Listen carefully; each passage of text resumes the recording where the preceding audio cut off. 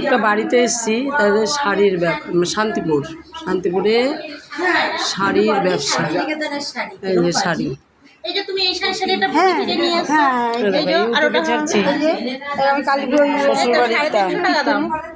এই যে দিদিভাই শাড়িটা নেবে, এই দিদিভাই শাড়িটা নেবে, তার জন্য ছাড়ছি।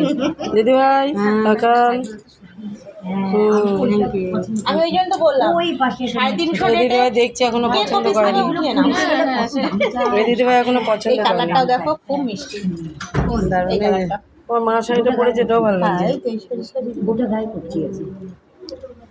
350 আমাদের গলা কেটে কেটে পয়সা নাই। আমার মা ওই সাদা শাড়িটা কিনে নিয়ে এসেছে 700 কত টাকা। বাবা, আমি কালকে যে শাড়িটা পরে গিয়েছিলাম 800 টাকা। বিগ বাজার থেকে নিয়ে এসেছে 500 টাকা বলেছি। ছেলে কাজ পেয়ে ওটা দিয়েছিল আমাকে প্রথম।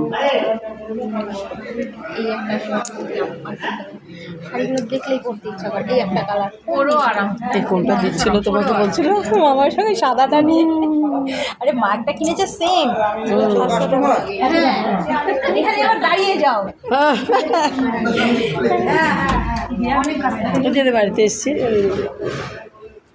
এই যে একটা মেয়ে, দেখো আমাদের নাতি হয়, এবারের মামি, এটা হলো দিদি ভাই, ছেলের মা, আমাদের এক ভাই হয়। মুক্তি দিই।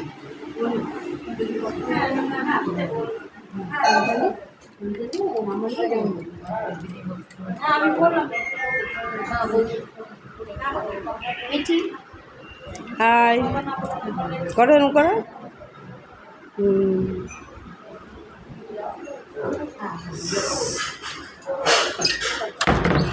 কি ভালো লাগছে শাড়ির এগুলো দেখে, তাই একটু ফটো তুললাম।